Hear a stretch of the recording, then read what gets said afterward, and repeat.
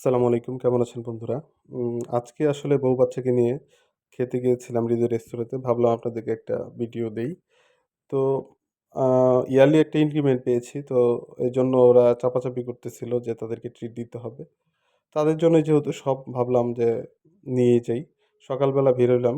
বের হয়ে হৃদয় রেস্তোরাঁতে খেতে গিয়েছিলাম। তাদের সকালবেলার মেনু ছিল আম তন্দুর রুটি, এরপরে হচ্ছে ডাল ভাজি, খাসির পায়ার নেহারি আর ছিল খিচুড়ি। তো আমরা খাসির পায়ার নেহারি, সবজি এবং তন্দুর রুটি নিয়েছিলাম।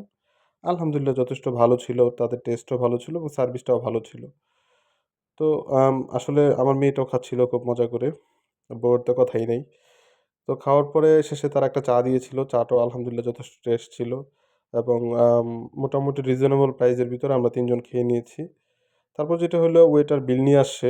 বিল উনাকে বললাম যে, "আপনি বিলটা রেখে বাকি টাকাটা ফেরত নিয়ে আসেন।" তো উনি ফেরত নিয়ে আসছে। আনার পরে উনাকে বললাম যে, "আপনি আপনার টিপটা রেখে বাকি টাকা আমাকে দিয়ে দেন।" তো উনি ইচ্ছাকৃতই ৳২০ নিয়েছে অনলি। তো এই ধরনের মেন্টালিটি থাকলে তো আলহামদুলিল্লাহ আ ২য় বার যাওয়ার মতোই পরিবেশ। তো ভালো থাকবেন সবাই। আসসালামু আলাইকুম।